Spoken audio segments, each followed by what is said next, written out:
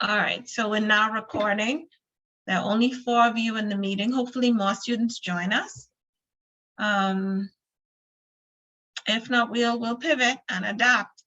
So last class, I put you into breakout rooms to discuss product ideas. And you and a partner should have devised or conceptualized some product and a marketing strategy for that product. So I got Dimitronique's product. Who was your partner, Dimitronique?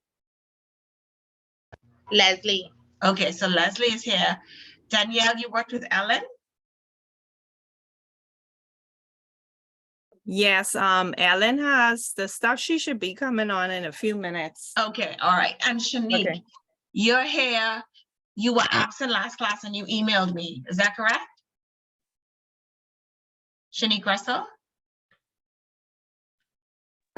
I didn't get a chance to email you, but I was absent last class. Oh, you weren't the one that emailed. Someone emailed asking about whether they were in a group and what should they do. Okay, so you have nothing to present. So we really only have one group presenting, and then 2 once Ellen joins. Ellen has the information. So it means that Shanique, you're gonna have only between now and Sunday to come with a product and a marketing plan. I see Crystal just messaged. Crystal just joined the meeting. Crystal, have you joined audio yet? Can you hear us? Now you have. Who was your partner, Crystal, for the marketing assignment?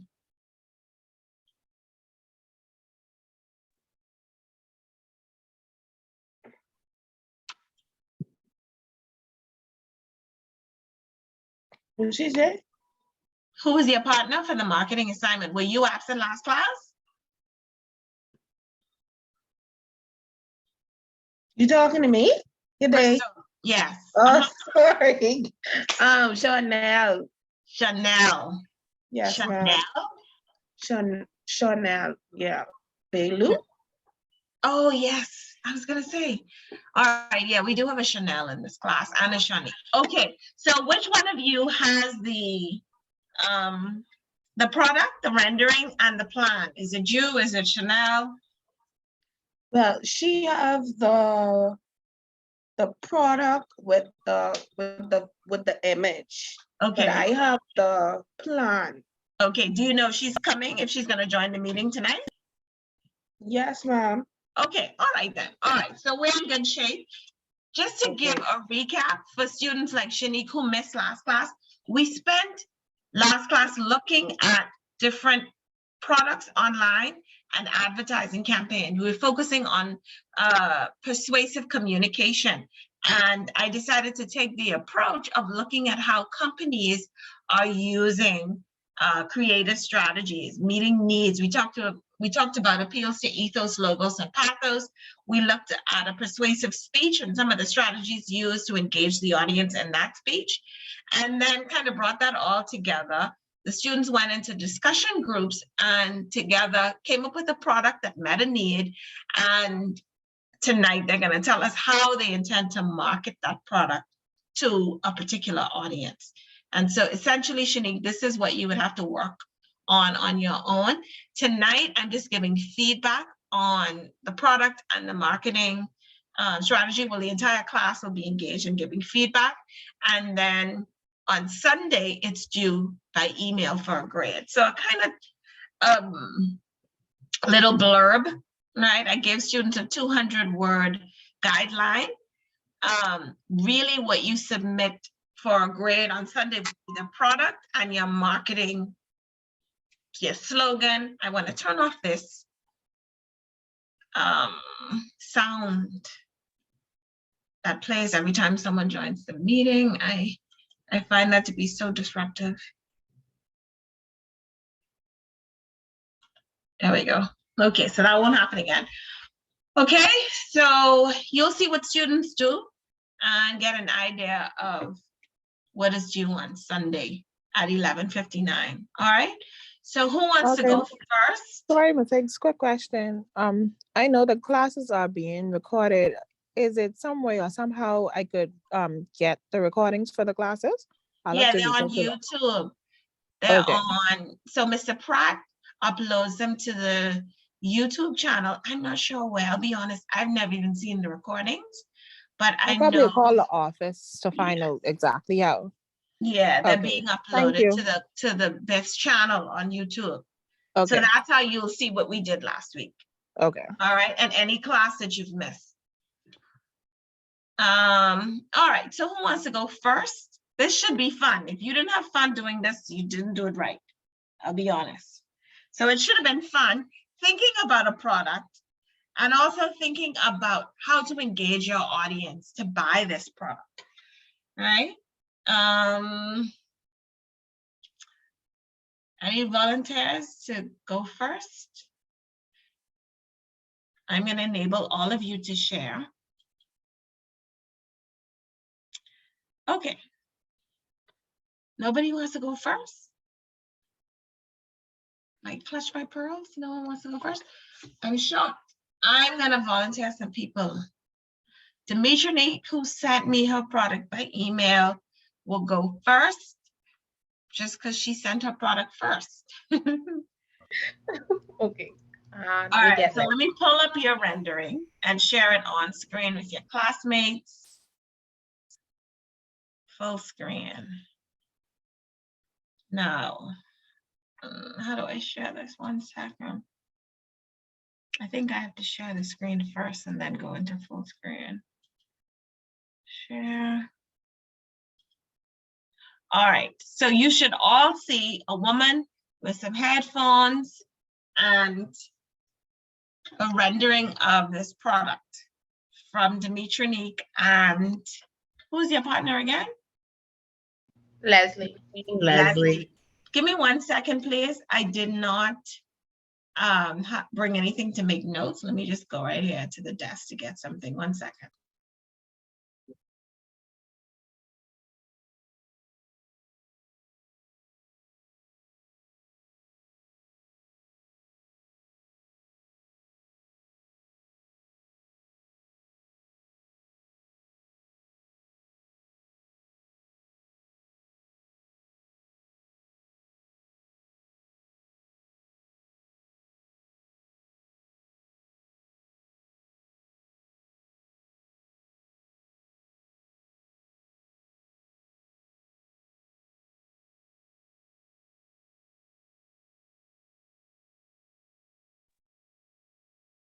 Okay. All right, so we're back. Now remember, everyone can chime in as Dimitri and Leslie present. Everyone can offer feedback, but this is the product that they came up with, and we'll think about what need is met, how engaging are the graphics, the rendering, do we feel drawn? Let me move this so that we can see the entire thing. I would put this so it's more out of the way. There's nowhere really.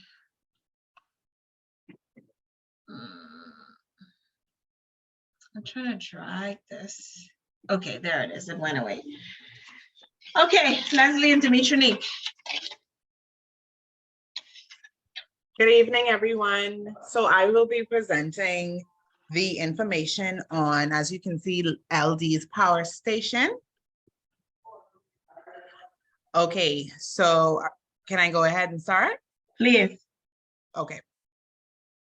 So LD's power station is designed for all business offices to eliminate workspace assortment, easier call communication, and modern aesthetics within the workplace. This product consists of 3 devices: handset, headset, and Bluetooth earplugs. This device is easy to use, and sorry, I have distraction in the box. That's fine.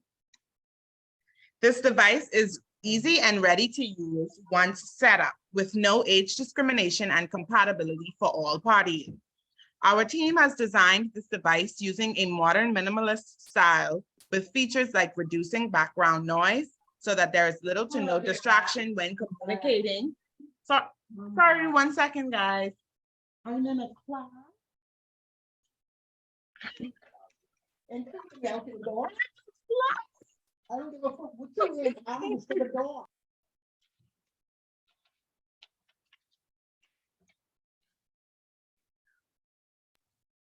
Sorry, guys. They ain't gonna do it no more, Leslie. Sorry. Our team has designed this device using a modern minimalist style with features like reducing background noise so that there is little to no distraction when communicating, like as such.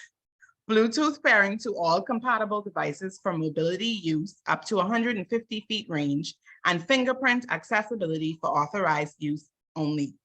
Each device has a battery life of 28 hours for full use throughout the average workday.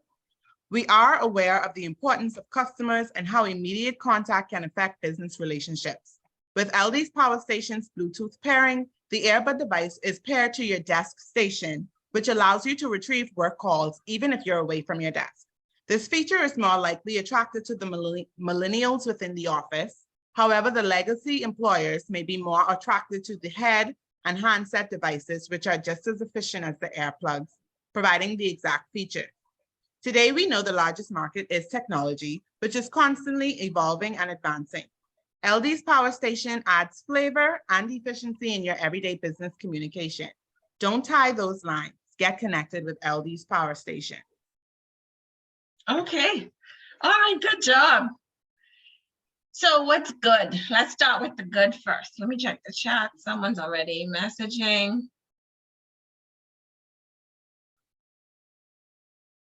Okay, so what's good about what we see on screen? Let's start with the positives. Think color scheme, what pops. The background design. What's good about this? Do you like the color scheme? And what effect does it have on you?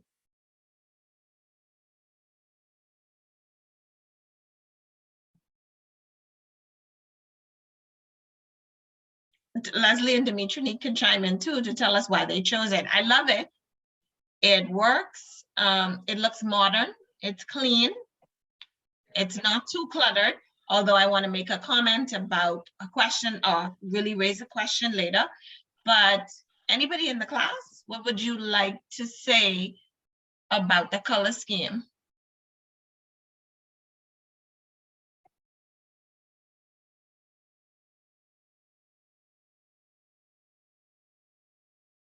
Nothing? It's very calming. So you made a good choice. And you save it from being boring with the addition of this kind of, it almost glows, the blue. It's not just a flat blue. We have lighter blue and then this blue that's kind of fluorescent throughout. That's good. But overall, the color scheme, the blue, the white with the black at the bottom is very calming. Anything else good about this? Chanel, you have a comment?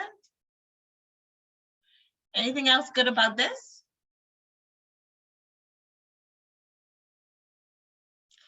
I do have a question about the product. What is the product? Because I see a lot of different headpieces. I see she's wearing headphones. I see the earpiece here, this. Then this looks like something that you just rest your cell phone on and it charges the battery. What is the product in all of this? I see a USB port. So if you had to choose a rendering of the product itself, what would it be? So it would be, this is Leslie speaking, it would be the headphones, the earbuds. Okay, so what do you mean? This at the top of my screen? Yes. The earpiece and the earbuds in this case? Yes, and Okay. the base is what they're charged on. That's their actual base. So it's all Okay. touchscreen, fingerprint, accessibility. Okay, and so this with the, I don't know, is this a mouthpiece? I don't know if you can see where I'm pointing. So yes, so the mouthpiece would be the headset that, like we said, would be more attractive to the legacy workers that don't care to have the earbuds because as you know, within the office, there are different ranges of persons in there. So you have the older set that would be like, oh, well, I don't want this little small thing in my ear. So you still give them Right. that comfortable, that the preference of using that with the exact same features. So it comes with all of these, this, Yes. the AirPods, the Mhm. headset, and this USB. Okay, got you. Yes. Awesome. All right. So all of it is the product. Yes. Wonderful. So this is a wonderful design. It's very calming and soothing. What jumps out at you on the page? How do they bring attention to certain things? Or how do you bring attention to certain things, you and your partner? What did you decide to do to draw your audience to certain key components of the design or of the product?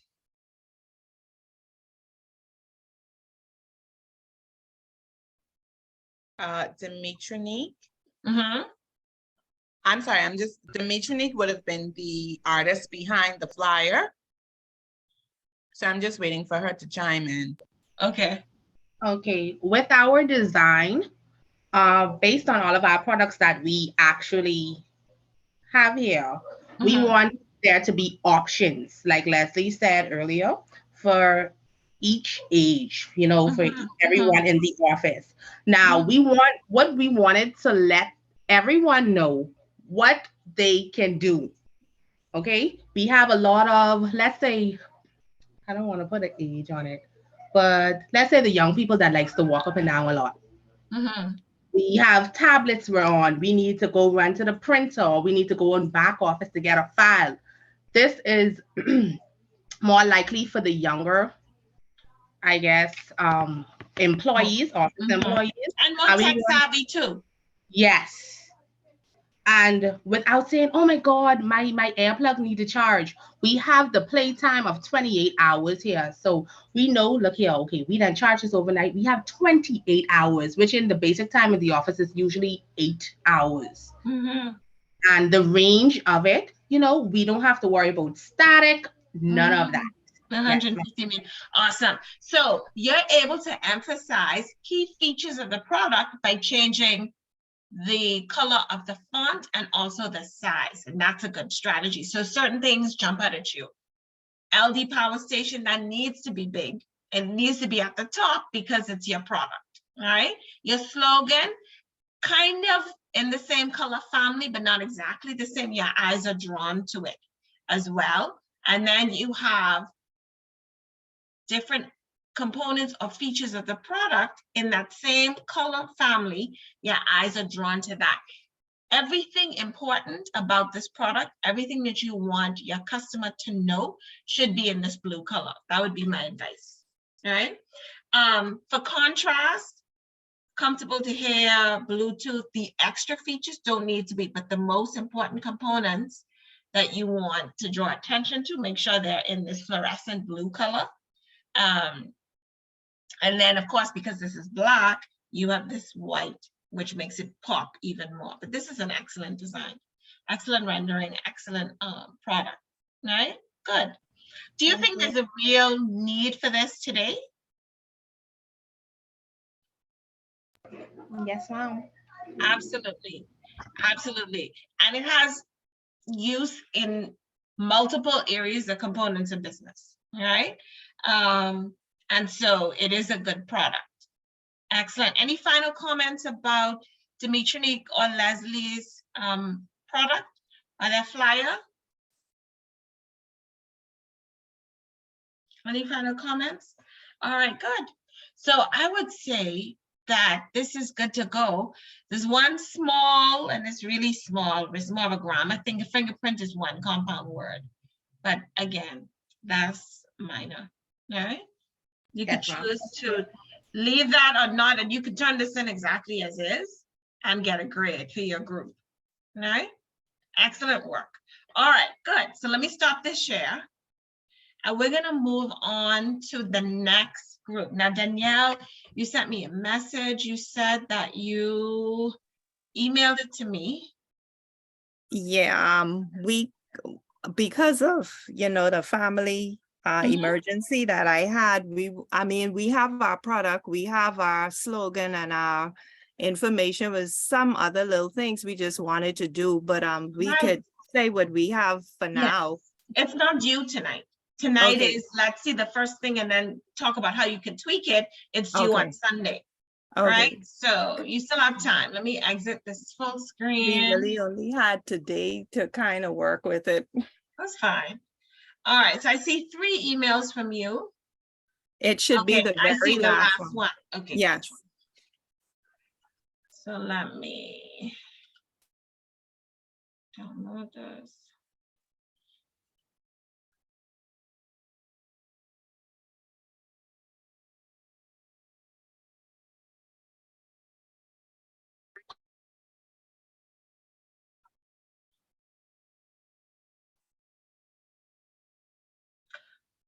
All right, okay.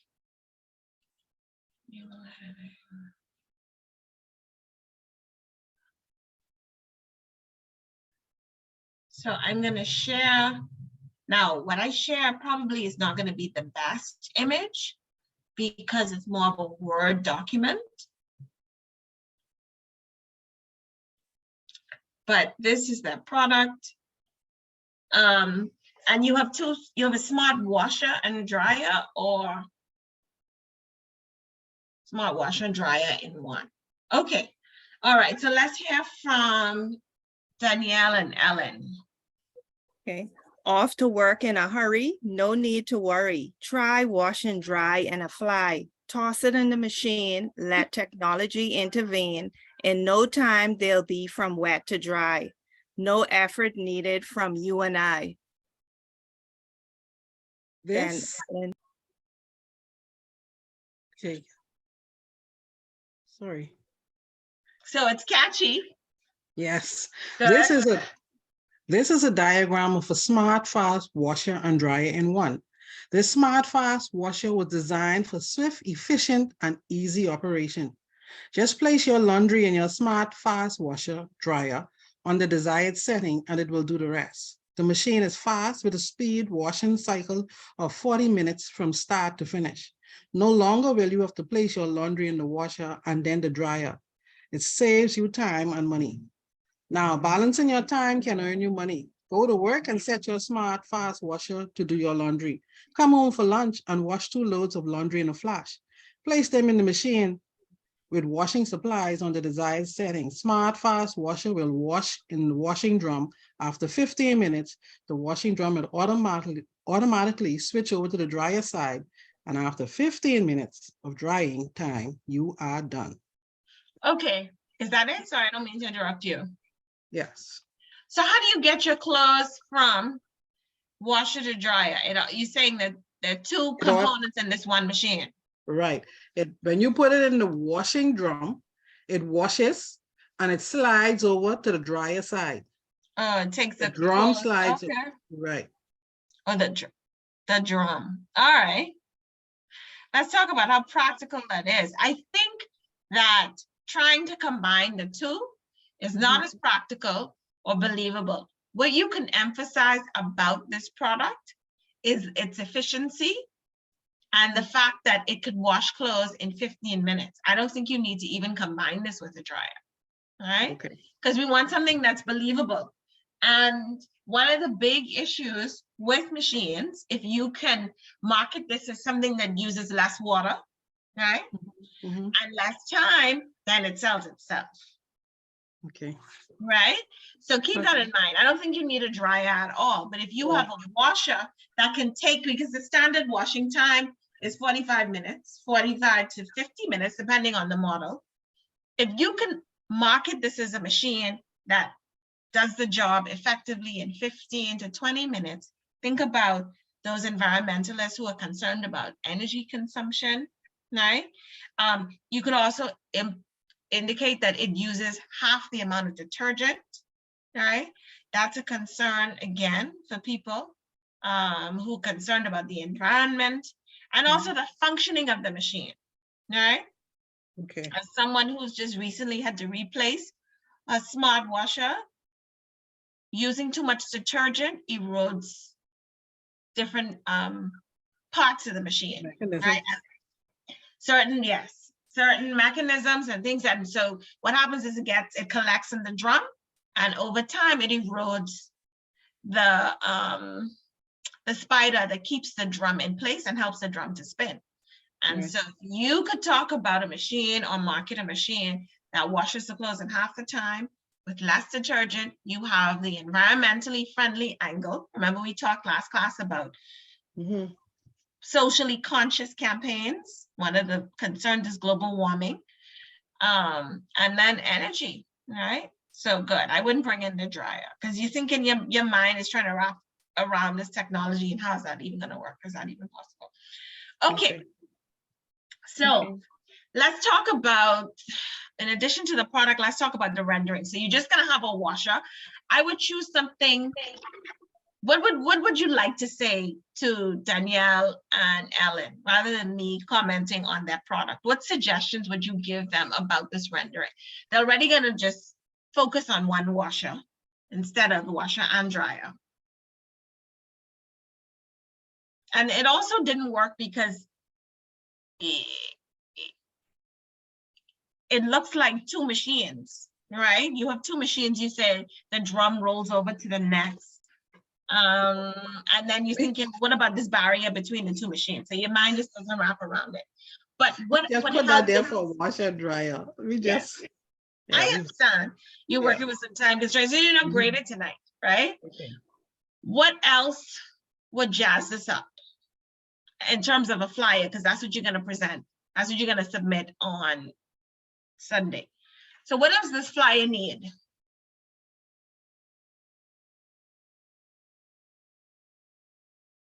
Classmates of Danielle and Probably Alex.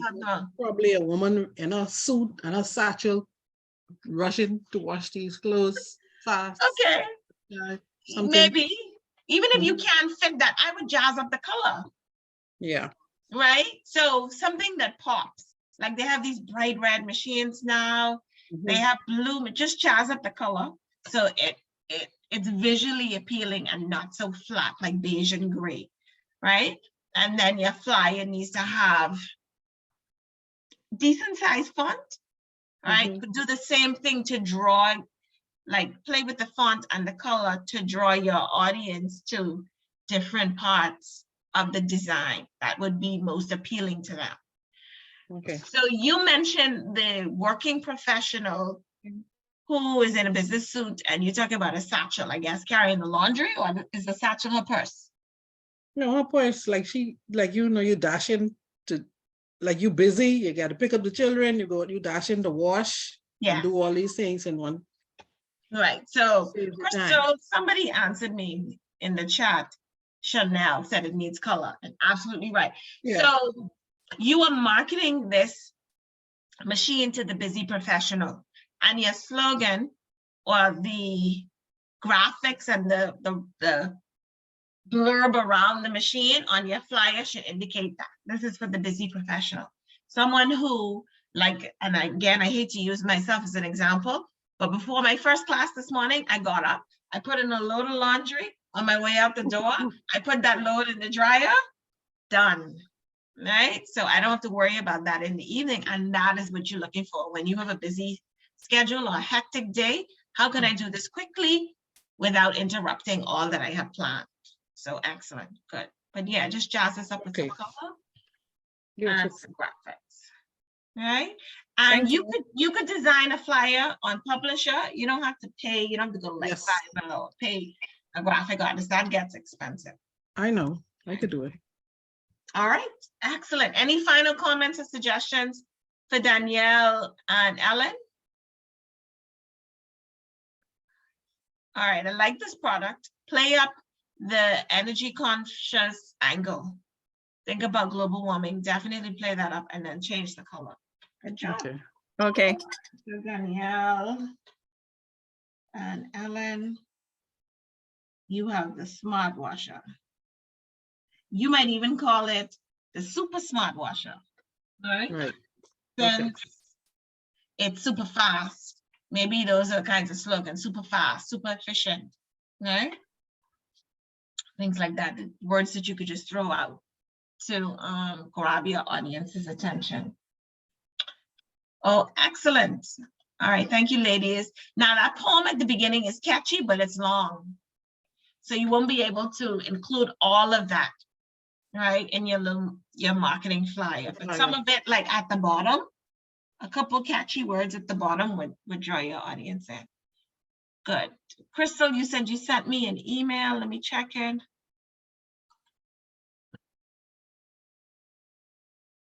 Now, those people who emailed me today, I'm deleting what you emailed, okay? With the understanding that you're gonna resend the assignment that you want graded on Sunday at 11:59, right?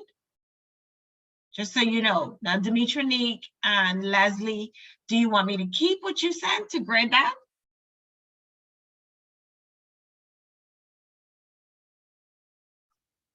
No, ma'am, you can delete it. We have something else. Okay, all right, good. Now, Crystal, I don't see an email from you, Crystal. Let me refresh this. No, let me make sure it didn't go into my junk. Sure it did. Let me make sure this doesn't happen again. Move to.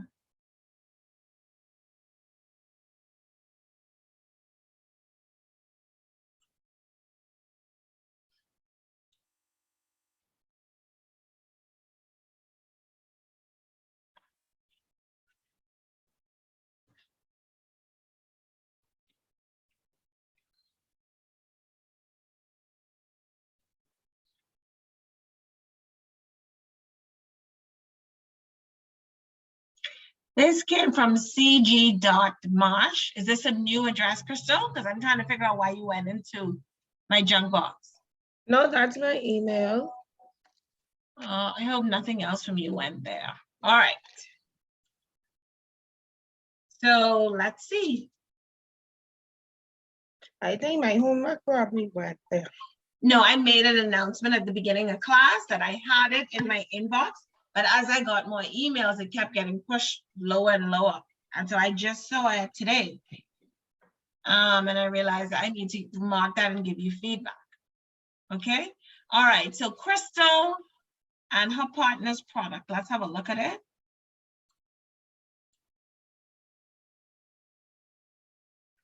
And let's go into full screen. So infused water. All right, good.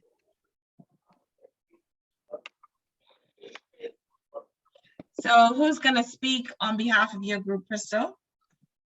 Me and Chanel. She's gonna speak on the flyer. Mm-hmm. So I'll go ahead. Mm-hmm. Infused water. Sorry.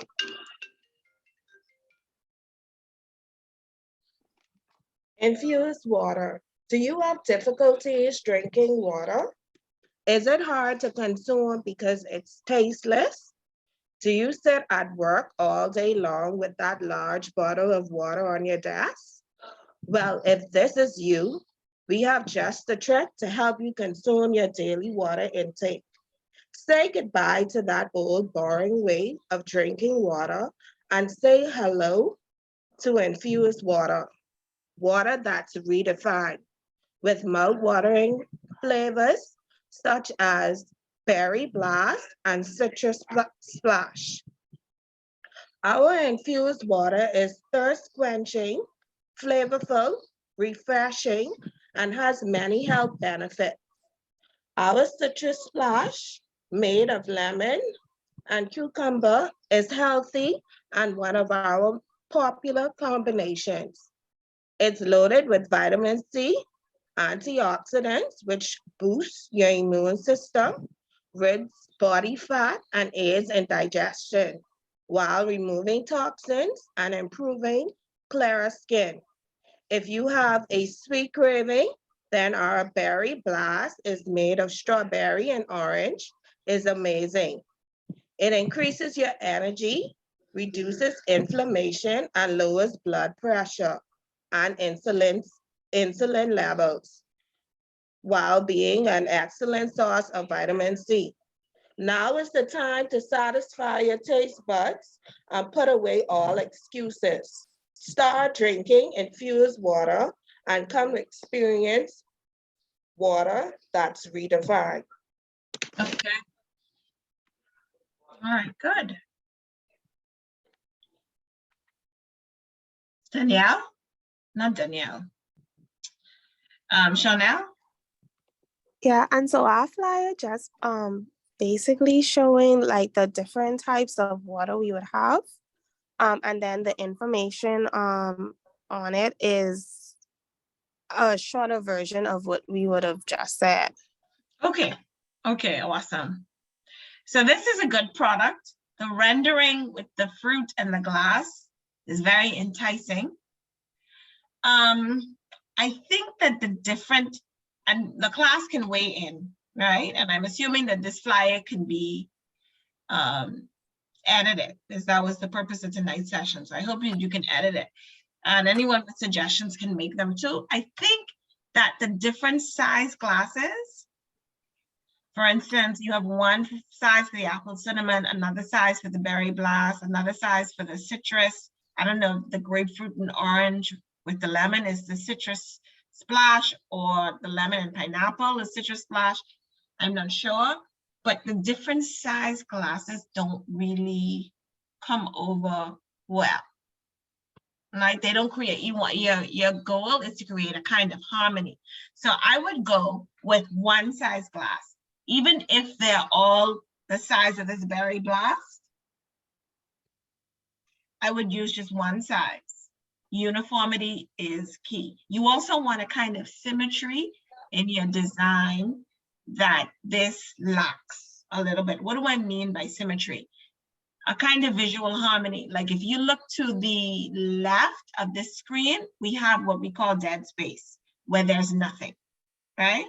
And you don't necessarily want that. So you want to arrange the images on this flyer so that you don't have this dead space. Oh goodness, you don't have this dead space at the top here, right? And then the fonts, right? So water redefined might be a little bit difficult for someone to read. So I would change the font for this and use the same font for and size for infused and water. So if you have water all caps, infused all caps throughout, all right? And instead of this black hair, a Healthy Choice water that doesn't really pick up anything in the ad, I would use this dark blue so that the whole thing has a kind of visual symmetry, where the blue is a good color because you're thinking about water, which is blue, right? Well, the ocean is blue. And it's just healthy, right? And it's calming. So the black doesn't really do anything to the ad. So instead of this black font and this kind of cursive, difficult to read font at the top, use block letters, all right? And in blue. Okay. Yeah, and then try to move something up here and use just a standard size glass. But this drop of water on the bottom is fire. That is good. The white on the blue is also very, very good. And the slogan at the bottom, healthychoicewater.com. Those of you who don't have email addresses or things like that, like Facebook, Instagram, things like that in your flyer, put those in, because we're living in that age where people interact, customers interact with businesses and products through these social media channels. And we're going to talk about that a little bit more. So that's my feedback, right? That would be what I saw in looking at it. But I love this fruit in the glass. It makes me want to drink something. But I do have a question for you. If it contains natural flavors and sweeteners, because at one point you said if you have a sweet tooth, try the berry blast. What separates this from juice? Because when I think of infused water, I think of no kind of added sugar, whether natural or otherwise. So it's just water with berries and fruits, the flavor, but not sweet. No, it doesn't Right. have any sweetness. The Okay. strawberry or the fruits will be the natural sweetener. Okay. Right, that's what we mean when we say sweetener, not, but I could see how you may interpret it like that. Okay, good. Yeah. All right. So I understand that. Any other comments or questions for Chanel and Crystal? I love this product. I This is mean, excellent. if I can add, Shanique? I know where you see how you talked about that glasses. I mean, I like how they have the water splashing out. So what if they just got rid of the glasses completely and just use the fruits like the fruit splashing or the cinnamon and stuff splashing into the water? Like just get rid of the glasses completely. So you just have like a cascade of fruit coming into the water.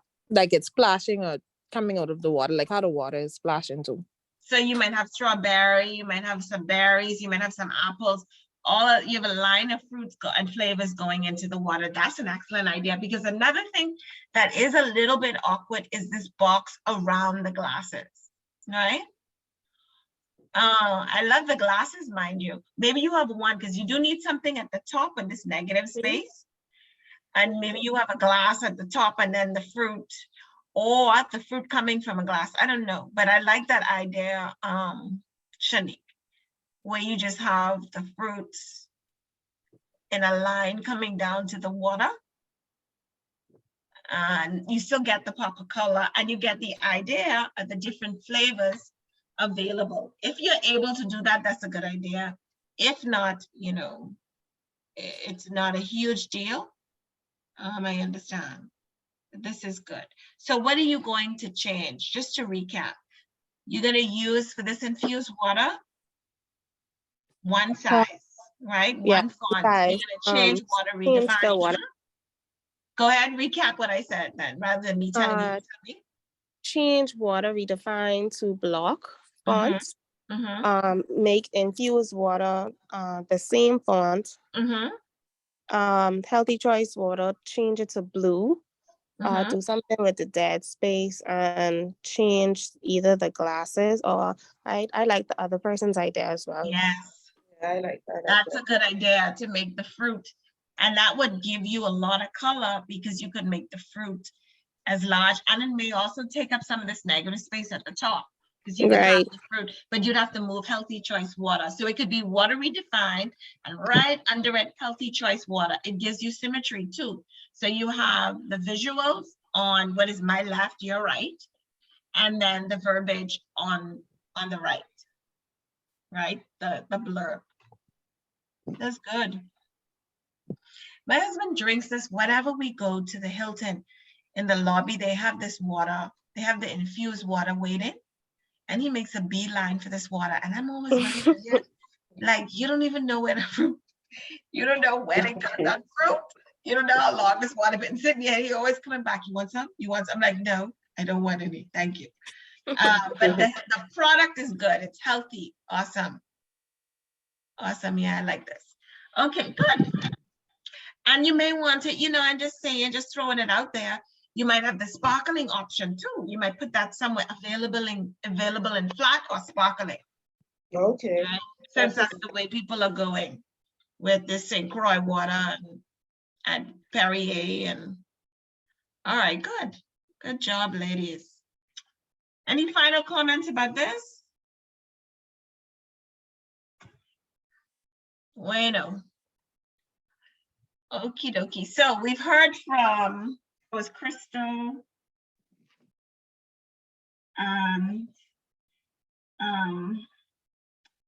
Chanel.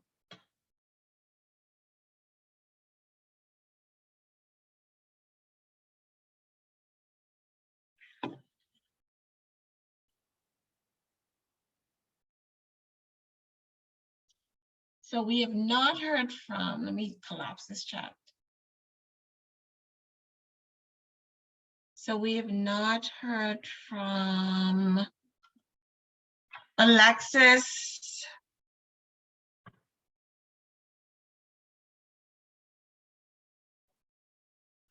Only Alexis. Alexis, where's your partner?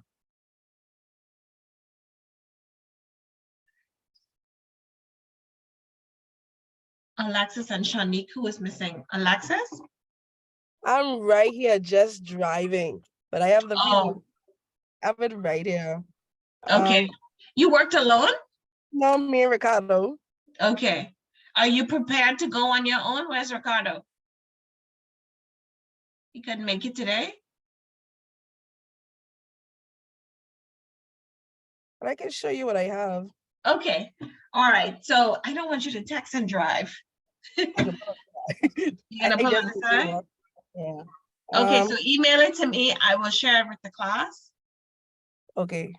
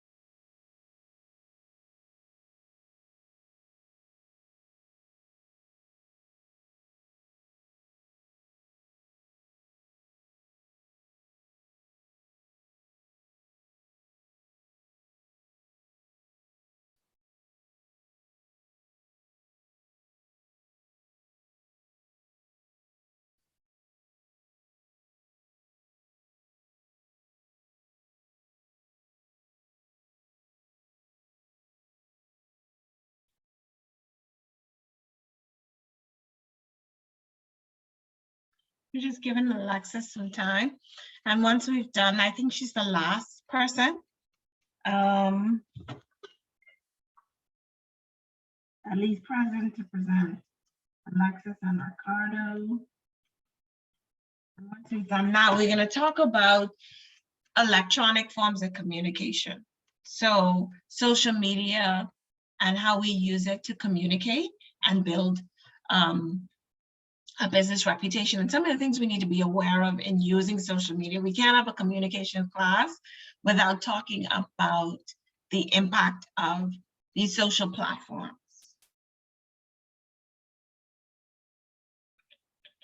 So let me download what you sent.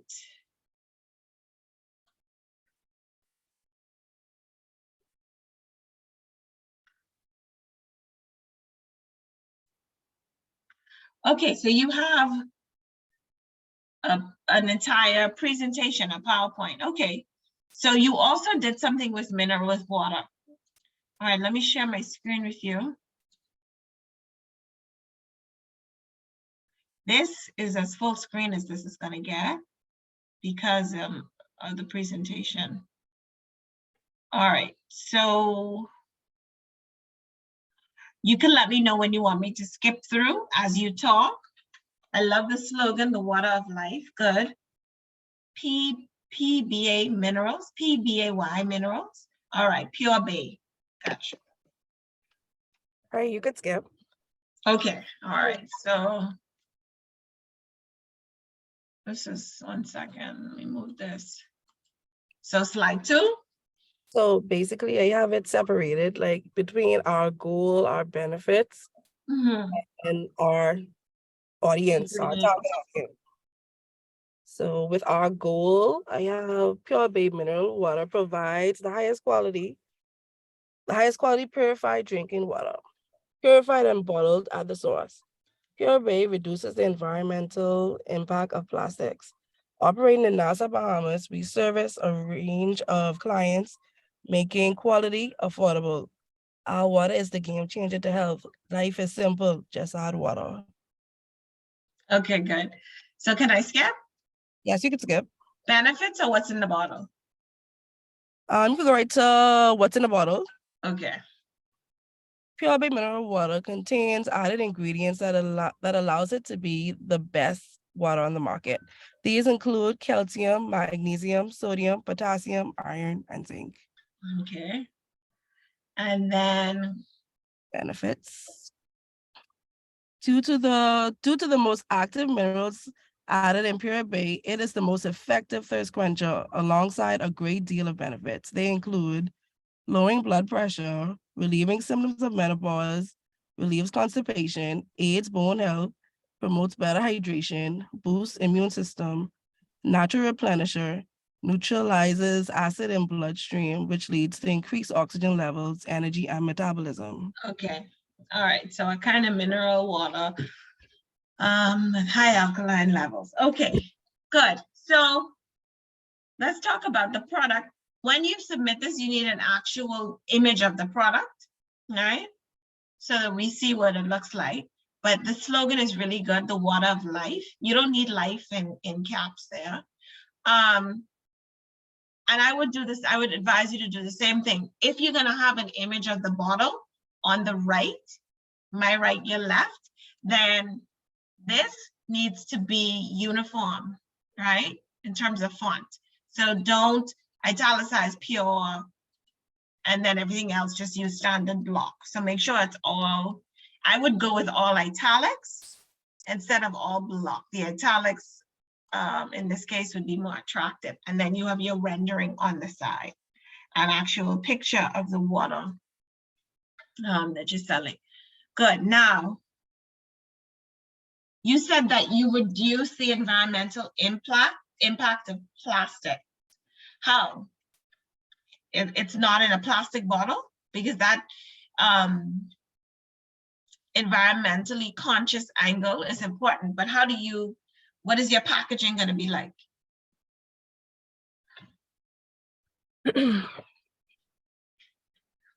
Packaging, I was thinking packaging would have been like in a glass Okay. instead of plastic. Okay, all right. So you have reusable or refillable glass bottles. Yes. So people bring the 5-gallon bottle back and they change that out. Okay. Is there some biodegradable plastic that exists except for these bags? You see them making these green bags when they ban plastics in the Bahamas. People are now giving you these biodegradable green bags to reduce the impact on the environment. I like the not using plastics, but I don't know if you necessarily need that. How practical is a 5-gallon water bottle in glass going to be in terms of transporting it, preventing breakage? And if it does break, someone getting seriously injured, the fact that the bottles are reusable, you take them back and you get a new bottle, reduces the environmental impact, right? So I don't know if you need to change your packaging to make that point. It's not like after you've done with the water, you throw the 5-gallon bottle away, right? So I want you to rethink that.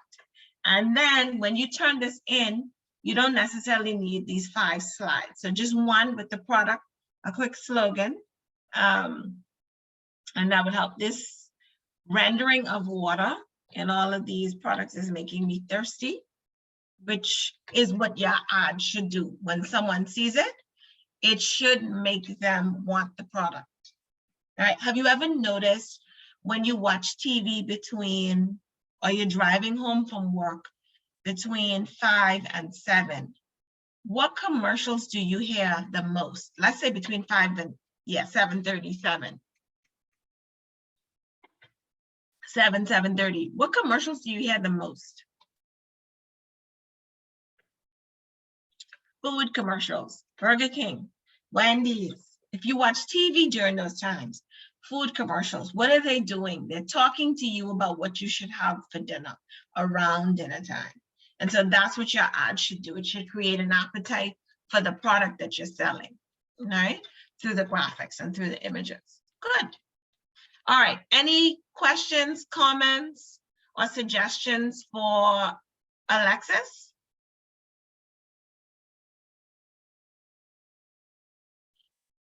Anybody? All right, good. So Alexis, I'm gonna send you a message in private chat and a direct message, and then you can answer me, okay? All right, so thank you. I want to move on to our social media discussion, and we're going to look at different forms of communication, email messaging, how that should look. Professional emails, there is such a thing.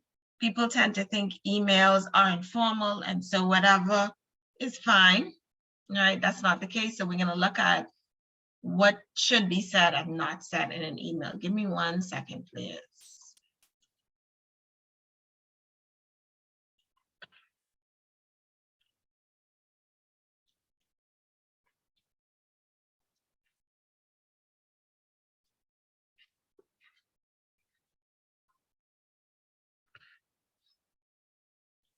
I'm going to share my screen with you.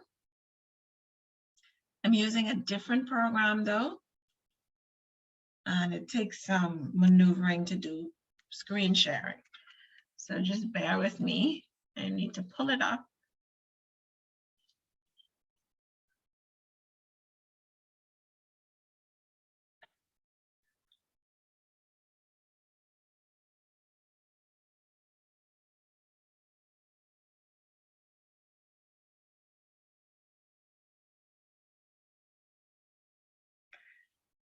You may hear some feedback while I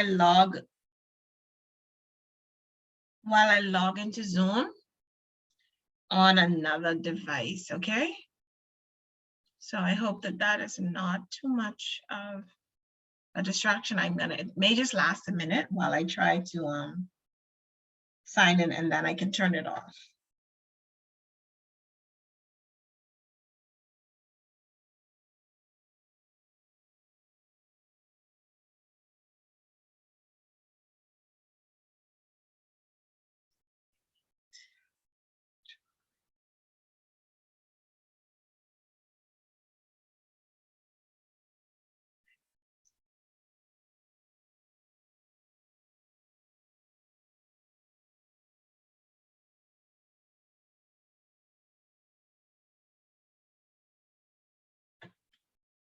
Okay.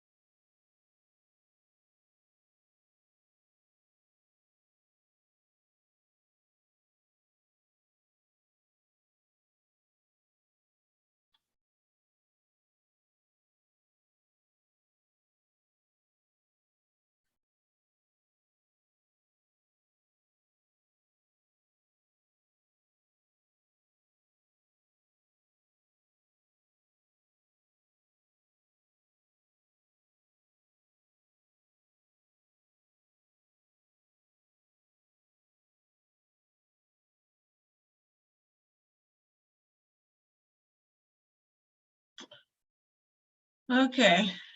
First of all, collapse this. This is too busy. I have to, like I said, I have to maneuver with this. It may take me a while to line up because I'm using advanced screen sharing on Zoom. And I only want this around. And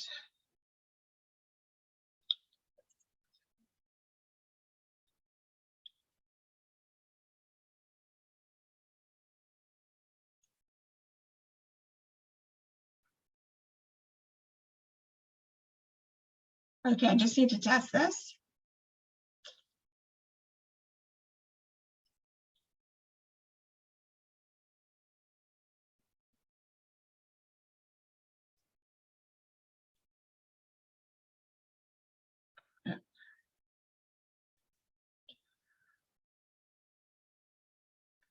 Isn't technology wonderful?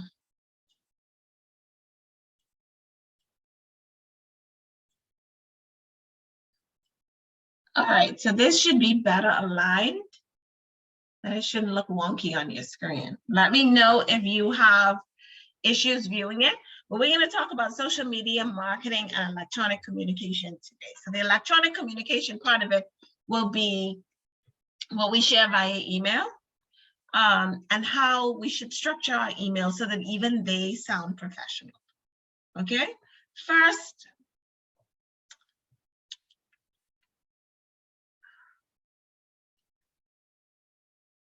okay, so that's better. We shouldn't have that problem again.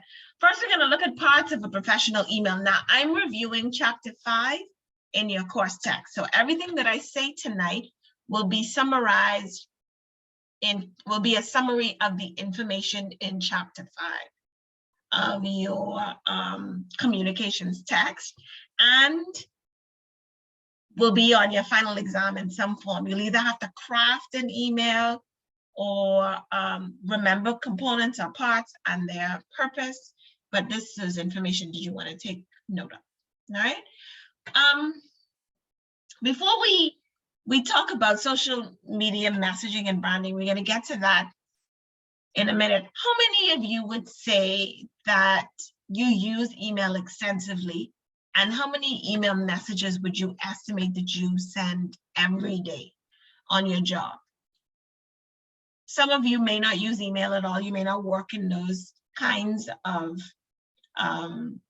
positions, but even in a personal day-to-day communication, how many emails would you say you send, even if it's not for business? I would say 20 or more. On per day on your job, Crystal? Yes, ma'am. That's a Same lot. for me. Yes. Anybody else? Well, So I work in customer service, so I would say the same thing as Crystal, like 20 or more, receiving and sending So daily. these are internal emails, or you're sending emails to customers as well? Internal customers, it's a mixture every day. Okay, all right. And so would you say that the tone of the communication, well, internal, you know, we're working with people in a particular culture, they have rules and guidelines to follow. The ones that come from customers to you or to other people in the organization that you may have been privy to or talked about, would you say the tone of those messages has been polite for the most part, favorable, professional, or not?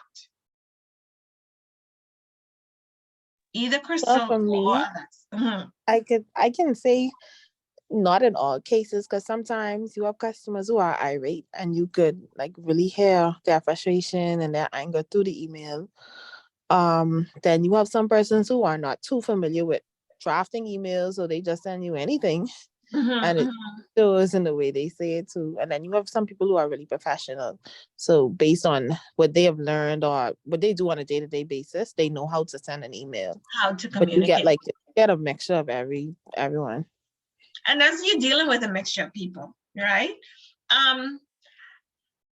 Today, Crystal, I think you were the one that said you send about 20 a day. Yes, ma'am. What about you? What is the tone of the communication? Is it basically the same? I agree with Shanique. It's basically the same. You get a mixture. Yeah, and even sometimes people who know what to do, like I'll be honest, I have had an experience with a particular business in the Bahamas that I have to interact with a lot. And I know about tone, I know about communication. And even so, it had come to a point where I was so frustrated with them, I sent them a message and let them have it, right?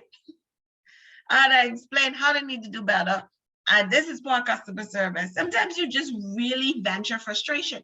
And so today, whether for favorable communication or negative communication, I venture to say about 90% of business communication today is done via email, right? We do have the letters that go out by mail, but that's not so much the norm anymore. Think about how efficient and effective electronic communication is. Before we had email, you would have to put a postage stamp on it, have the messenger take it to the mail, wait for the person, the recipient to get it, and then they reply, you wait, and what is lost is time and also money, right? the first thing that I've been stressing this since probably about week 1, the first thing you want to avoid in business communication is unnecessary communication. Ask yourself, do I need to say this? Do I want to say this? Am I addressing this to the right person? Also ask yourself whether the person getting your email address is going to receive this message as you intended, and what is the effect or impact you want this message to have, right? Traditionally, email was a more personal form of communication. Now, businesses use it for any manner of purposes, right? Instantaneous communication across geographic boundaries. You work in a branch in the Bahamas and you need to send an email to a branch in Barbados or a branch in some part of the Caribbean or the United States, wherever. It allows businesses to accomplish a lot more in a short space of time. We could also use it for marketing. More and more we're getting emails. I'm sorry, I keep looking either this way or that way. It's where I see the students in the class, the list. All right, instead of here at the camera, I see you all on this side of my screen. But more and more we're getting business marketing. Like I just got an alert from a company wanting me to know that they've launched their websites and the addresses, or people advertise new products via email. You get email blasts from Fat Grooves and chemists advertising events. Communication online is a very important form of communication, not just for personal reasons, not to just message your friend to say hello, but also to market businesses as well, right?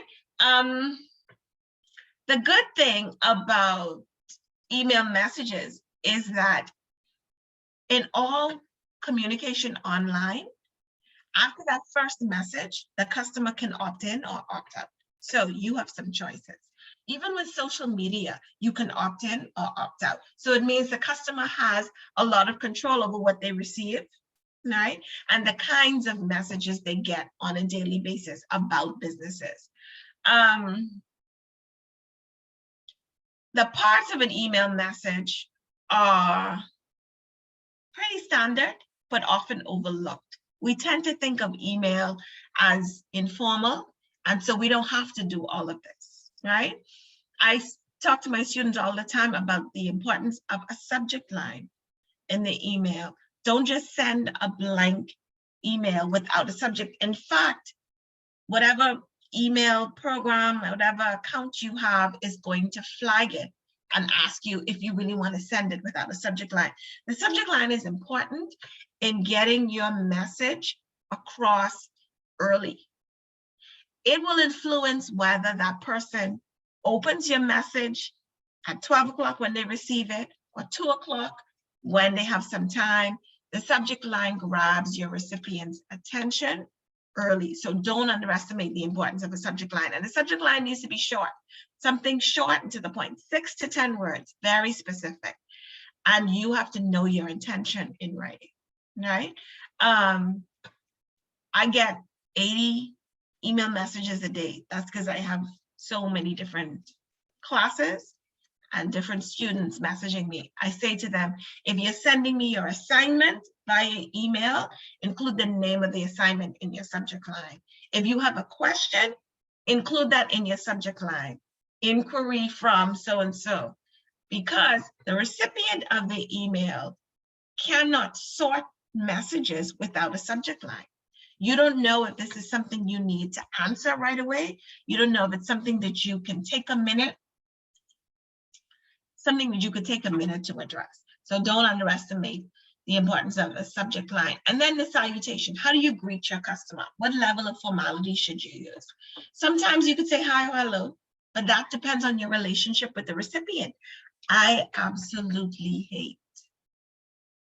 hate, and will often not answer, depending on how bad it is, emails from students that begin, hey, or no salutation at all, right?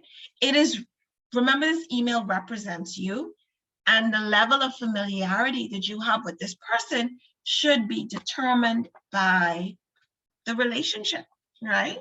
Not hey, Dear so-and-so, or just Miss Higgs, right? If you have no relationship with the person whatsoever, then dear, and the recipient's name would be appropriate. If you are communicating with this person over a period of time and you become more familiar, right, then you may become less formal in your greeting because you've established a relationship with them. You also let the recipient determine too the level of formality, right? And how they address you and how they want to be addressed based on the tone of their email and then how they identify themselves. The body of your message, and no, this is not an essay, but the parts of an email message, I keep forgetting I have a touch screen computer. Every time I touch it, it advances a slide. The body of your message is just as important, even if this is not an essay, right? You want to have an introduction and a conclusion, right? That doesn't mean this is long and drawn out, but your email message needs to be easy to read and easy to follow. So what should you include in your introduction? What should you include in your conclusion? And then how should you sign this email? The first few sentences of your email, let's say 2 sentences or so, need to tell the person why you're writing, right? Why did you draft this email? Why did you send this email? And it should be positive. Remember, your writing is there to represent you. You are not. And so you don't want to offend the recipient with a harsh tone. Crystal and Shanique said that sometimes you can sense people's frustration. That's unavoidable, but really not preferred. I should not sense that you have an attitude. And even as I said earlier, I've done it and know that it's not the thing to do, right? But sometimes we become so emotional, right? Particularly in situations, and it was a situation where I was dealing with a bank, right? Whenever money is involved, we tend to get really, really, really, y'all fix this now. Right, you're messing with my money, fix it. But generally you want to be polite and positive, right, in drafting this email. And then try to organize your body. If it's a longer message, what things can you do to help the reader focus on your needs as the sender? Let's say you're drafting an email and you want the person receiving it to do 3 things for you. You want to use bulleted points, or use a list, 1, 2, 3, but you want to be as organized as possible so that important parts of the email jump out at them. You don't want them to miss that you need 3 things from them and they only do 2. So how can you make it easy for the person receiving your message to get all parts or points of the message and actually act on what you need, right? And then your conclusion. Summarize the message at the end. And to go back to the body text, short paragraphs, right? Not long, it's not an essay.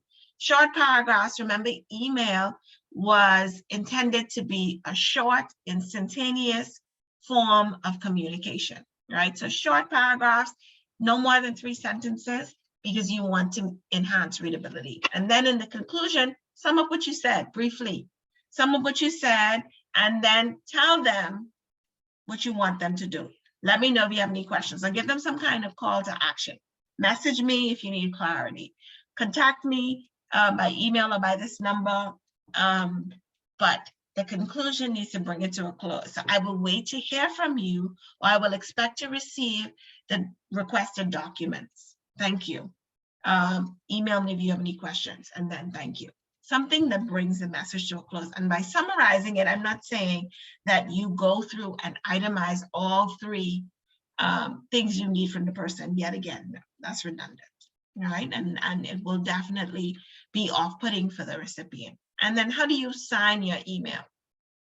A professional, sometimes you have an automatic email signature, right? But you determine what you want that to say. Something professional that identifies you in the first few communications.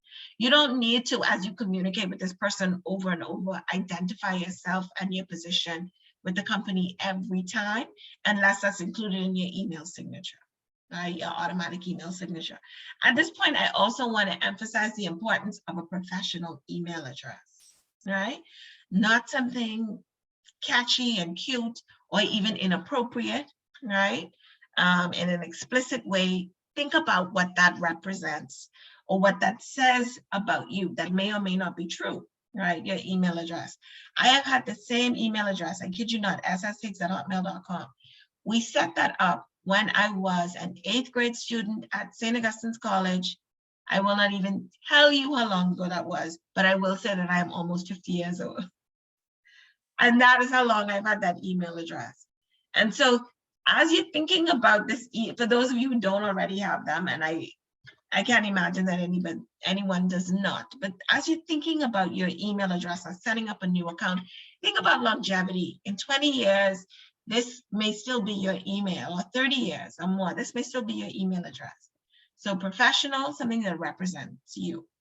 And then if you're more familiar with the person, if you're on first name basis, is something internal, then first name is fine if you have that relationship with the person. So again, be guided by the relationship with the recipient that you have and the relationship that you want to build in crafting this email.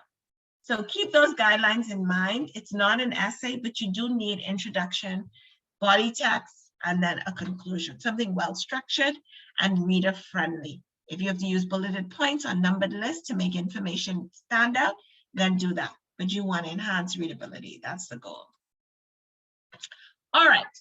So we're going to move now, switch gears to social media, communicating electronically, getting messages electronically, using social media. It's something that we all use, right?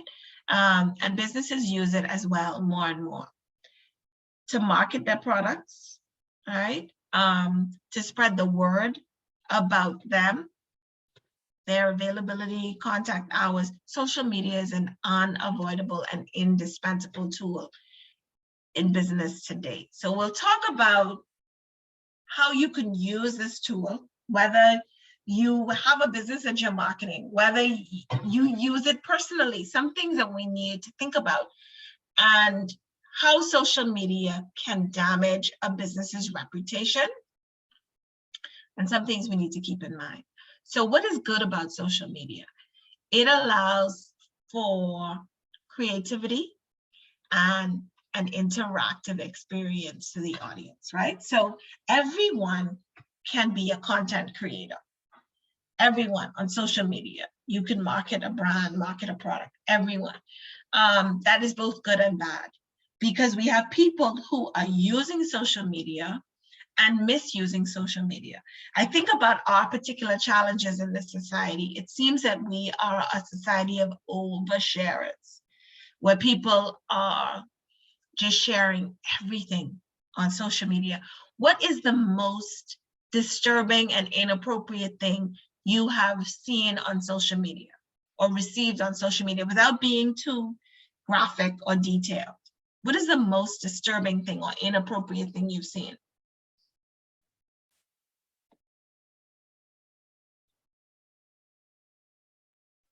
I can think. Pictures of people. It is disturbing, and you would think that people know not to post them. One of the paradoxes of privacy in this age that we live in is that we have more privacy than we have ever had. So now in this 21st century, we live in communities where we may know our neighbor's name, but not really interact with them, right? We have neighborhood chat groups, and so we may interact very rarely in the chat groups if there's an emergency, but we don't necessarily go over and sit and talk to our neighbors. We're not privy to everything that goes on in their home. There used to be a bigger sense and a stronger sense of community, but that has changed as we've moved into developments, right? Outside of the inner city areas of Nassau, people have become more private. And so one of the paradoxes is we have more privacy than we know what to do with, but we're not using it. A lot of people are just sharing and oversharing. So you have people posting photos of their meals on social media, people sharing pictures of dead bodies, like Crystal has said, We had an experience many years ago where not a family member, but a young lady who was dating a family member went missing. And the family, her family members were out looking for her, and people started posting photos of her dead body on social media. They were coming through WhatsApp. I woke up on the Saturday morning when it happened to messages in an unrelated group with her photo and saying rest in peace. And I'm thinking, what? I just saw this girl. But that is how, seeing those photos was how her mother and her sister, her family members knew that she wasn't just missing, she was now deceased. Imagine the trauma of that. That is probably an image that continues to play in the mother's mind many years later, right? But more and more people share inappropriate content on social media. So everyone is a content creator. That can be both good and bad. Social media, like other forms of electronic communication, is instant. We have an instant link between people, businesses. You can even interact with celebrities, right? You might be in the Bahamas and talk to someone halfway across the world. That is both good and bad. And it is tailor-made to users. You get tailor-made recommendations. What do I mean by that? Content on social media and the content that you're exposed to and see is basically tailor-made for you. So if you, for instance, search a trip, right? You're being tracked and monitored, and I'm sure you've realized that by now. After that search, everything that you see for the next few days, weeks, or however long, will probably be related to this vacation or things to do in this destination to drive your appetite to take the vacation that you actually search for, right? And so recommendations are being pushed at you based on your searches, right? And the things that interest you. Again, that is both good and bad. And one thing that I've been saying since we started talking about this is that social media has both good and bad aspects, right? For users, it's a powerful communication tool, but we need to use it wisely and use it smartly. So we're going to talk about how businesses have used it and how they've been held accountable. Facebook, Instagram, Twitter is not on here, but these big brands have allowed users and customers to hold businesses accountable. And we're going to look at at least one interesting case of a public relations fiasco, a public relations nightmare that involves a prominent airline, and talk about how social media is good in keeping companies accountable, right?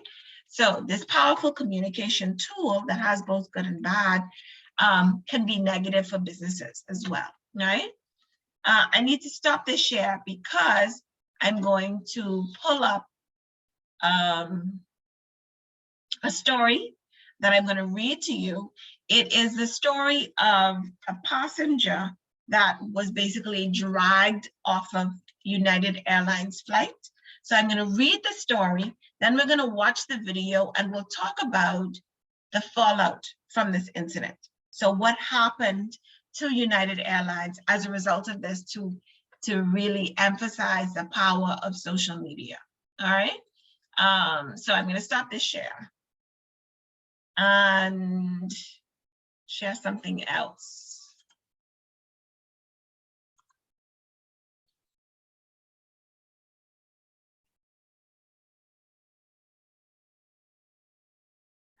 All right.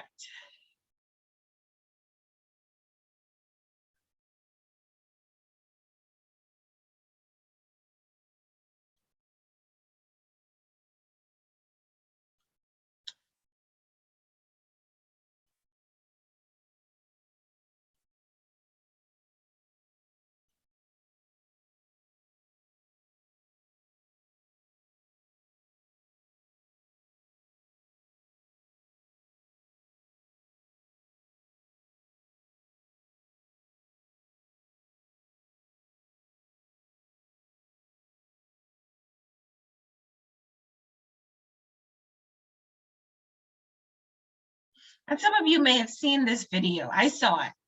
and was as disturbed by it as everyone, really. Okay, so this is the story from CNN. This man has since reached a settlement with the airline. I'm going to read this news story to you, and then we'll watch the video. How many of you heard this case or saw the video of the doctor dragged off of United Airlines? Nobody? Okay. It's a pretty well-known story. And there are other social media nightmares, public relations nightmares as a result of social media. One, through spreading the video, and then two, because audiences and customers then react and post their reactions on Twitter and Facebook and call the companies to accountability. Okay, a man's refusal to give up his seat on an overbooked United Airlines flight led to a disturbing scene Sunday that has travelers up in arms over airline policies.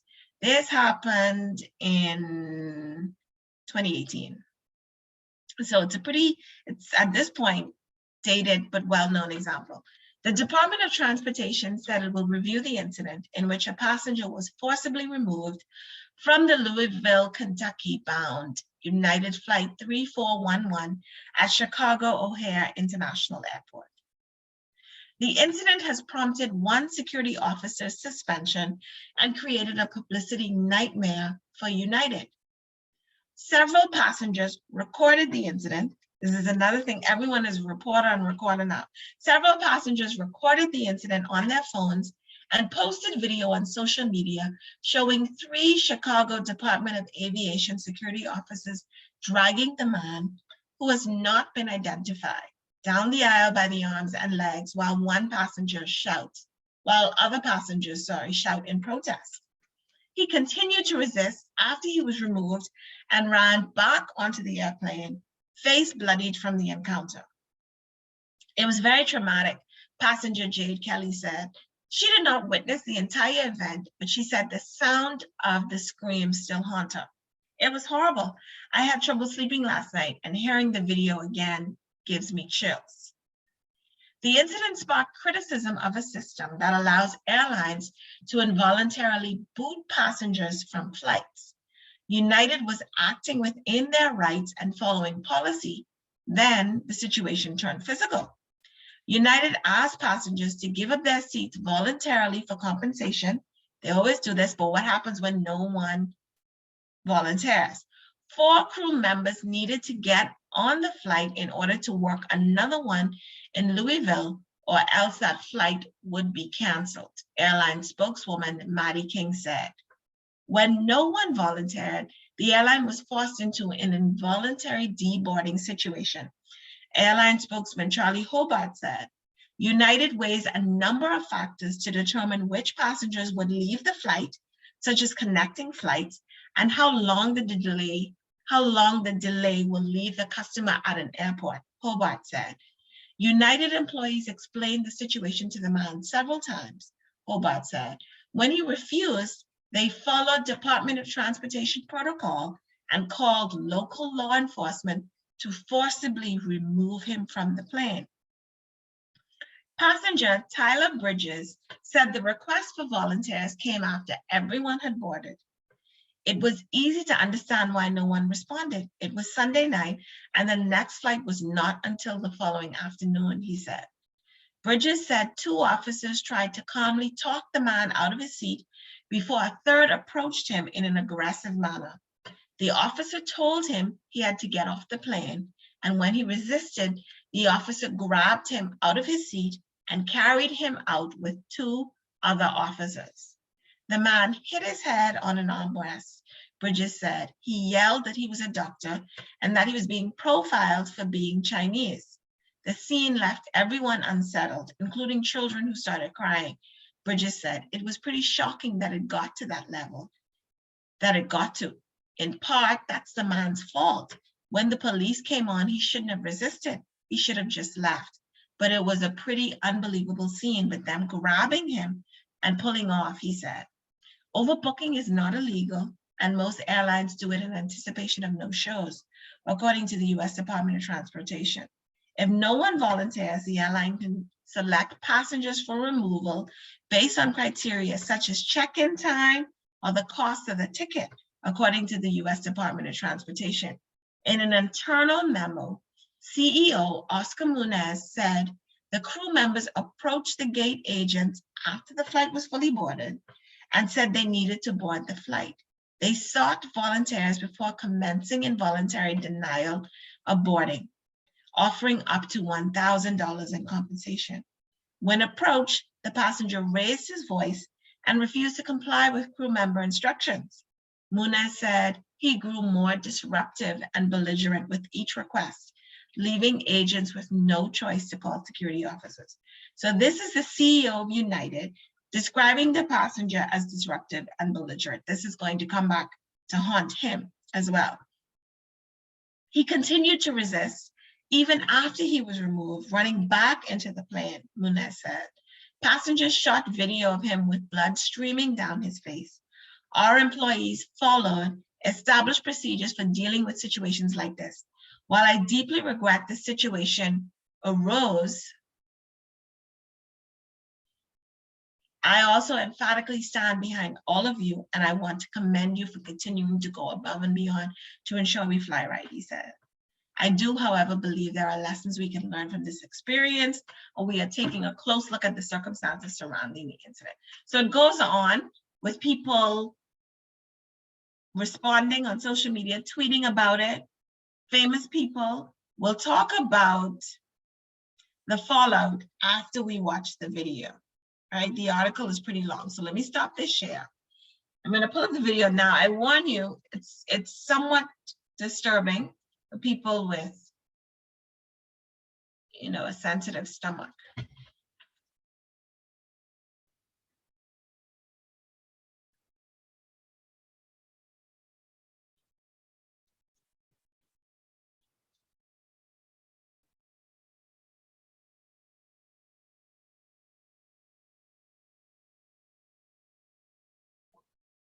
Stop.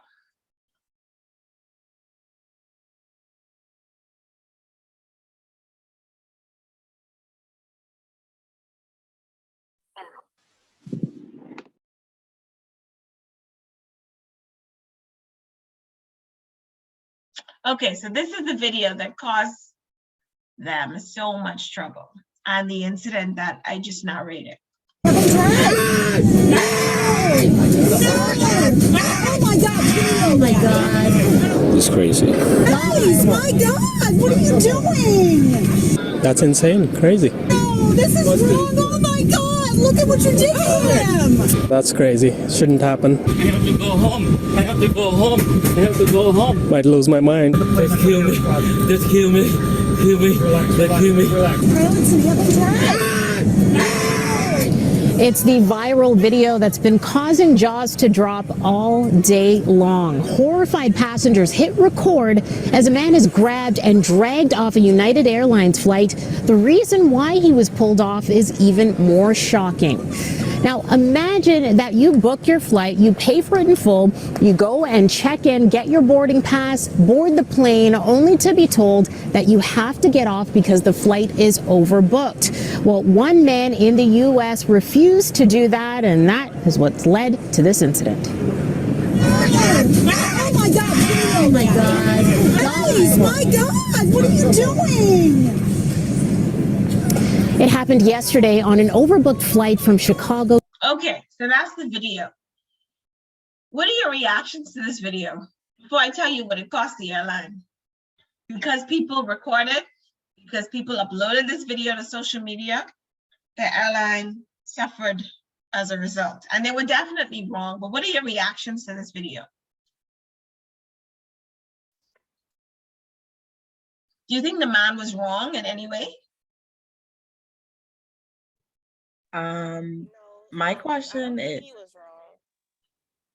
I heard two people. So someone said, no, I don't think he was wrong. Was he being booked on another flight or? Yes, what they do when they, well, generally, we've all been in an airport when they say this flight is oversold. And that usually means everyone showed up for the flight, right? That feedback is because I'm signing on two devices, I'm sorry. But that usually means everyone showed up for the flight and now they're in a situation where they need volunteers to go on a later flight. In this case, he would have been put on a flight the next day. And they said they offered $1,000 in compensation. One passenger interviewed said he understands why no one volunteered. The next flight was not until Monday afternoon. This was Sunday. And so it meant people would be unable to report to work Monday morning, like many people have to. You have to overnight in another destination. One passenger was asked to give up the seat. Maybe he's traveling in a group. He said he's a doctor. He reacted and ran back. He looked traumatized and terrified. I have to go home. I have to go home. So you asked, I think that was Leslie who answered me. Yes. Why did you ask? Do you think he's wrong? I think based on the circumstances, why was he the one that was singly handpicked? I mean, he says it's because he is Chinese. So the he felt discriminated. He feels that he was discriminated against. The airline said they choose things like cost of ticket to determine who they involuntarily deboard. So that means that if you're on a flight that's oversold and no one volunteers, you might be the one that is involuntarily deboarded. They come to you and ask you to get off the plane, right? And if you refuse, then they bring in law enforcement to forcibly drag you off the plane because you paid for a seat. You showed up for your seat, but they need your seat to accommodate crew members, right? So let's talk about the fallout. So, Ms. Higgs, I'm sure it would cost them so much less to say, okay, we'll take it, the compensation up to $2,000. Or reaccommodate the crew members, delay I don't know. But what they weren't anticipating was what happened as a result of this action, right? To illustrate the power of social media.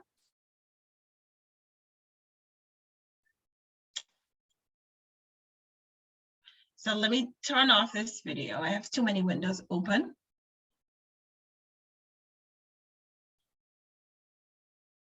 So what happened? Shares in United's parent company dropped. After that footage showed up online, it costs their stock to basically plummet by more than 4% at one point on Tuesday. So that happened on Sunday. By Tuesday, they had lost nearly $1 billion in value. The CEO defended the employees' conduct and called the passenger disruptive and belligerent. People called for his resignation. They have been intensely criticized online.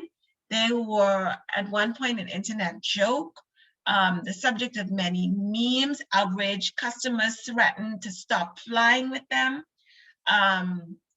Share prices recovered slightly, but they still continue to dip, and more than 60,000 people signed a petition. And that was 60,000 people at the point this article was written, signed a petition for the White House to investigate the incident. Fast forward last year, and the airline settled with Dr., I forget his name, the man in the video, for an undisclosed sum. Of course, he sued them. And they had to pay, and undisclosed usually means a lot of money, right? But that is what social media did. If people hadn't recorded and that hadn't gone viral, the world would not have known. They had people in China and Vietnam protesting and vowing not to support United Airlines. People were boycotting the airline after this video went viral. It cost them nearly $1 billion in 2 days, all right? They had to reassess their approach to situations like this, right? Update their policy. You can't just take a paying customer off a flight, drag the man, he's kicking and screaming and bloody. You can't just drag someone off a flight. you traumatize the other passengers, and you show absolutely no respect for this person's humanity, right? And so one of the key benefits of social media is that it holds companies accountable. It allows customers to hold them accountable. That's good for customers in a lot of ways. It's also bad in a lot of ways, because some people launch smear campaigns against companies. And it can cost companies their bottom line. In this case, you have the video evidence to prove it, right? So one of the things I've been emphasizing as we talk about the good of social media is that there is always a bad side. And so we have to protect our brand, right? If we work for companies or work in a marketing department, then our concern needs to be what is put out about us, what is communicated about us through social media. So I'm going to resume the share, the PowerPoint that we were looking at.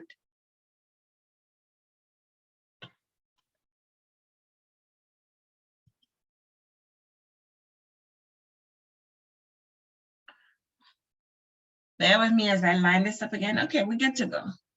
All right. So accountability is huge, even more so in this age of social media. So what do we need to keep in mind when we're posting online? What is important since social media has such power over our business, basically, and our image?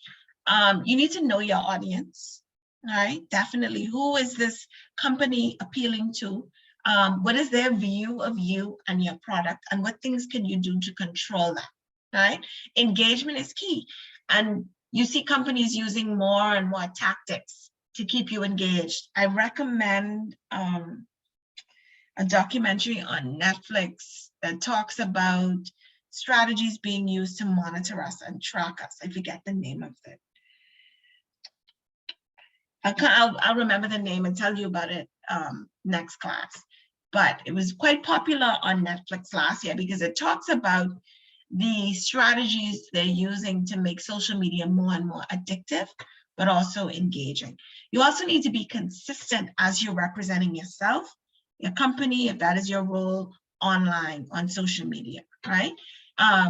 Post often to keep engagement up, but also represent the image that you want people to see in a consistent way. There are too many stories of social media campaigns or advertising campaigns that have been offensive, that have not been in keeping with the company's brand. We could think of so many stories. I think of the HM ad where they had a Black child in a hoodie, and the slogan on the hoodie was the smartest monkey in the zoo or something. It referred to him as a monkey.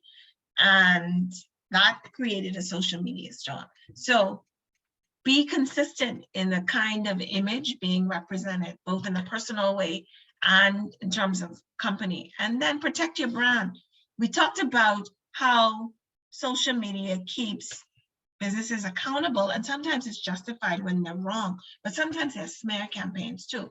This is why businesses have entire branches of their communications and marketing department dedicated to how the business is being represented in media, right? Tracking stories and postings about it, because what you're doing is controlling your brand. When you know, you have the opportunity to respond to negative criticism or change course to avoid negative criticism, right? So the impact of social media is an important part of any business today, studying that impact, being aware of it, but also controlling it as well, controlling its influence, because it can be both negative and positive for a business. And if the key is engagement, then we need good design and graphics, right? Entice your audience. And this is something that we've been talking about for the last 2 classes as we think about how to market products, right? We are very visual as people, and social media has caused that a lot, right? Has had a lot to do with it, because we're getting stimulated from so many different angles, right? We are drawn to the visual. Our attention spans are getting smaller, and we want colorful graphics and things that will engage us. Okay. All right, awesome. And so talking about persuasive marketing, as we've been since last class, there's an aspect of it that involves brand design and imaging, either through advertising or creating schemes for your products that engage customers, or through using social media channels, either to directly market or responding to criticism and response to your product, your brand, your company from consumers and customers online. All of it is very important in business communication. How do we protect the company that we represent as an employee, or the company that we work for? How do we protect ourselves through all these channels, since we have so many communication channels available to us? All right, so as I said, for those who came in late tonight, I was summarizing the information in chapter 5, social media marketing and communications, chapter 5 of your course text. I'm going to stop there. I need to dismiss you at 8 tonight, which is in about 7 minutes. So we're going to get it a little bit early because I have something unavoidable that came up, but I want to take attendance and then allow time for any questions that you may have. We have just about 5 minutes before 8. So I can answer any questions that you may have, any requests for clarification. Remember that I need your submissions on Sunday at 11:59. And to those 2 students, I want to say Courtney and Crystal, you sent me some assignments last week. They were pushed down in my inbox. I saw them earlier, so I'm going to get them to you. Okay? Any questions for me? I have a question. Go ahead. So I think that would have been first class where you would have put us in groups. Was that for the group project that we just did? No, for the video in context that you will do at the end of the class, the last week or so, or 2 weeks. I'm going to look at the syllabus and show you what I mean. The group number that you were given corresponds to the assignment that you have to do. Okay? Okay. I'll show you what I mean in a minute. February 22nd. Let's just keep doing this.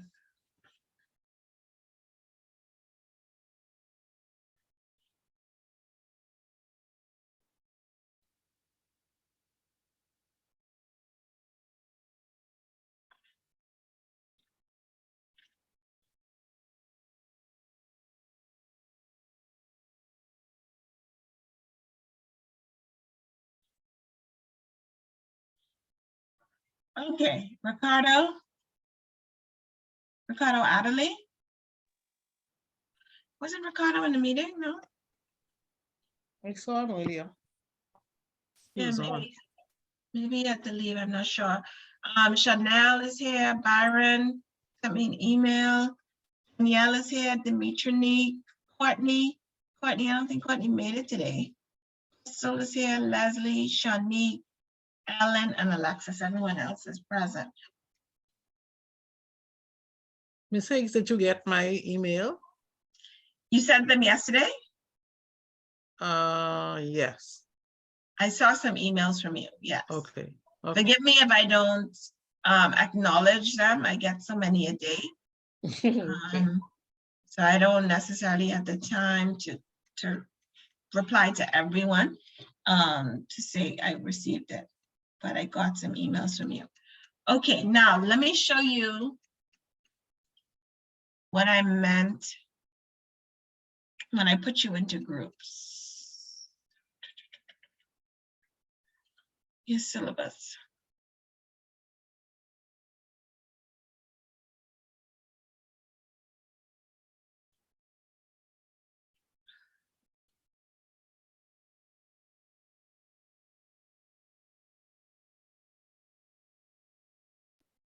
So who was the student that asked me about the group assignments? Leslie. Leslie, okay, so these group presentations at the bottom of your syllabus. Do you remember which group number you were given? No. I think no. Number 2, prospective employee being interviewed for a job.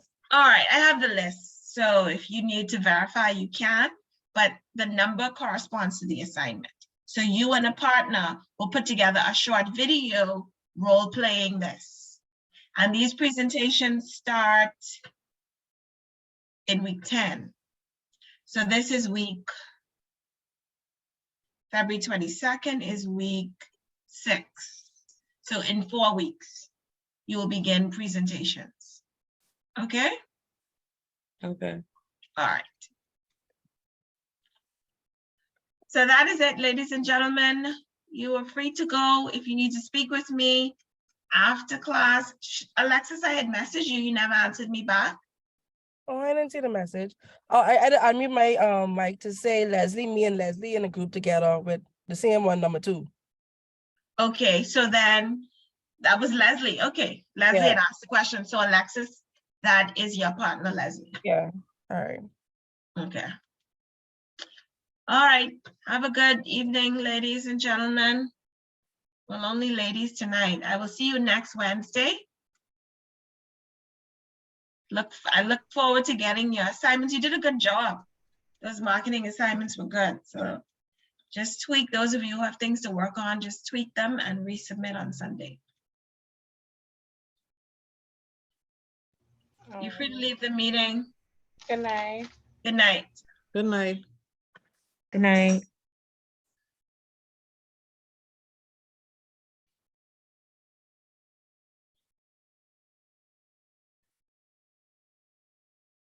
So Leslie, Alexis, and Shanique, you're still in the meeting. You have questions for me? I just wanted to know, the Shanique, I Mhm. wanted to know which group I was in. Okay, now I wrote the groups down. Let me find it.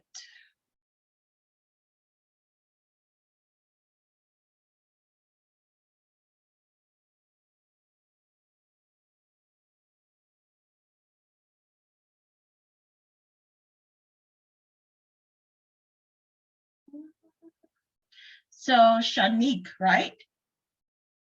That's who Yes. asked me? You're in Yes, ma'am. group 3 with Courtney and Ricardo. Okay. That slide that you showed on the screen earlier, that was sent us an email as well, so I can know what my group topic is. Exactly. Yes, that's your syllabus. That's Okay. that's the first email I sent to you. Okay.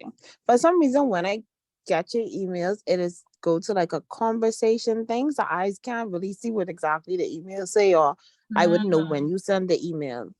So I don't It's know. probably how you have your Outlook organized to group conversations. I think that's I probably need to change Yeah, that. you'd have to because- change it, yes. Okay. I think that's the only question. Apart from, I'll reach out to the school tomorrow so that I could watch videos of previous classes because I Yes. missed a couple of classes. Mr. Pratt uploads the videos. Okay. So he'll be able to tell you where to find them. Okay. Okay? Okay. Thank you. You're welcome. Okay. Good night. Good night.